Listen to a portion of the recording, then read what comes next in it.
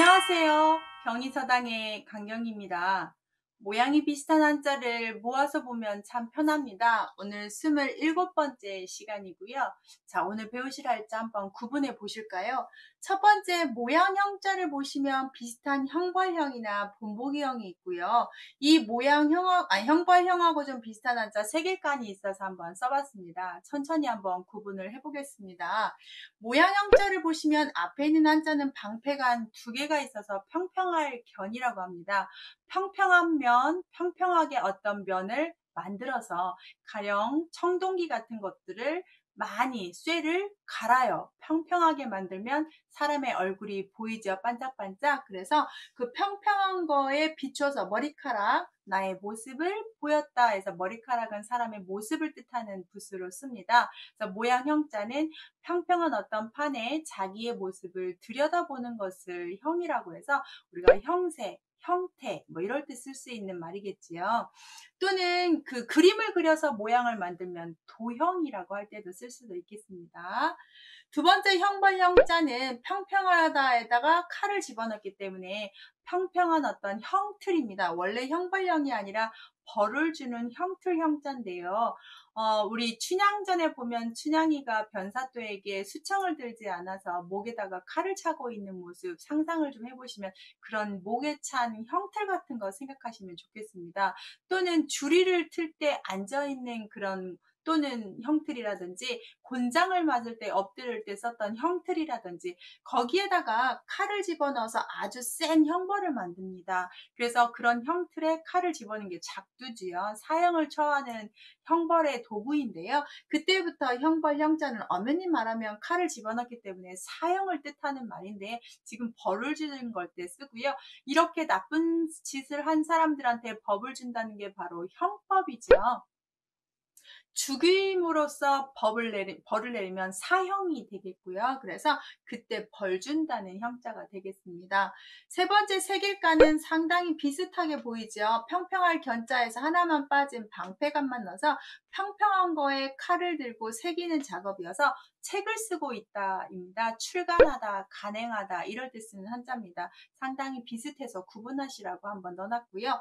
그 다음 형벌형자가 발음을 주고 아래 흑토를 썼는데 본보기로 보이는 거푸집입니다. 먼저 만들 것을 흙으로 본을 뜨고 또는 나무로 본을 뜨고 그래서 모형이라는 한자인데요. 본을 보여준다는 뜻입니다. 그래서 본보기형, 거푸집형 이럴 때 흙으로 먼저 틀을 만든다고 해서 이렇게 틀형이라고 보셔도 좋겠습니다. 이 모양 형자가 들어가는 비슷한 부분에 발음이 비슷한데 추가되는 부수들로 충분히 구분이 가능한 한자였습니다. 두 번째 가릴 택자, 연못 택자, 풀석자, 번역할 형자, 영역자도 보시면 공통으로 들어가는 한자가 분명히 있습니다. 똑같은 한자가 들어가는 거 보이시고 얘네가 다 뒤로 갑니다. 그래서 저 한자를 보시면 옆에서 지켜보다라는 지켜볼 역자입니다. 볼 역자이기 때문에 위에 있는 한자는 눈목자로 보십니다. 그물망자가 아니라 눈으로 보다고요. 아래에 있는 한자 자체가 다행행자이기 때문에 다행행의 유래를 들어가면 수갑을 차고 있는 죄인의 모습을 그렸다는 표현이 상당히 많습니다. 결론은 그러면 수갑을 차고 있는 죄수를 눈으로 열심히 탈옥을 하는지 나쁜 짓을 하는지 다시 무엇인가를 하는지 지켜봐야 되지 않겠습니까? 지켜보다의 해석을 꼭 하셔야 됩니다. 지켜봤고 앞에다가 손수를 집어넣어서 잘 지켜보고 있다가 좋다 나쁘다를 가려내는 손입니다. 그래서 선택할 때 택이 되겠죠. 우리가 결혼할 때도 나를 선택하면 택일이라고 하고 내가 어떤 것을 뭔가 물건을 잡는 걸 선택이라고 하고 그 선택을 받으면 채택이 됐다고 하고 그래서 많이 쓰는 단어가 되겠습니다. 모택할 때는 연못이라는 뜻이기 때문에 앞에 물수를 썼고요. 연모택이라고도 쓸 수 있고요. 이 물이라는 것이 사람을 상당히 좋게 만듭니다. 유익하게 만듭니다. 그러다 보니까 모택에는 윤택할 택자가 있습니다. 제가 여러분이 이렇게 많이 시청해준 덕택으로 많은 구독자가 늘고 이렇게 열심히 한자 촬영을 하고 있는 거 아니겠습니까? 덕택, 혜택, 은택 이럴 때도 쓸 수 있는 한자예요. 그래서 윤택하다라는 뜻이 있다는 거 알아두시고요. 풀석자는 우리가 사용하는 풀이 아니라 풀어주다, 석방하다는 뜻인데 앞에 있는 부수가 분별할 편자입니다. 석방을 하되 이 죄수를 잘 지켜보고 풀어주되 분별해서 하는 겁니다. 아, 이 정도는 반성을 했으니까 석방이 가능하겠구나라고 분별을 한 후에 풀어주는 걸 풀석이라고 하겠습니다. 석방이라고 쓰고 또 하나 더 얘기하면 해석할 때도 쓸 수 있습니다. 그 다음 한자는 번역할 역자인데요. 앞에 말씀 한자를 집어넣고 뒤에 지켜보다를 했기 때문에 말을 잘 지켜보고 해석을 한다는 뜻이 되겠습니다. 번역하다 쓸 때 제일 많이 쓰는 한자, 번역할 때 역자가 되겠습니다. 마지막 역적자는 역마을역이라고 역천역이라고 하는데 옛날에 말을 타고 이동을 하고 말이 동물이다 보니까 힘들면 쉬어야 되겠죠. 말이 쉬면 누구도 같이 쉽니까? 그렇죠. 주인도 같이 쉬어야죠.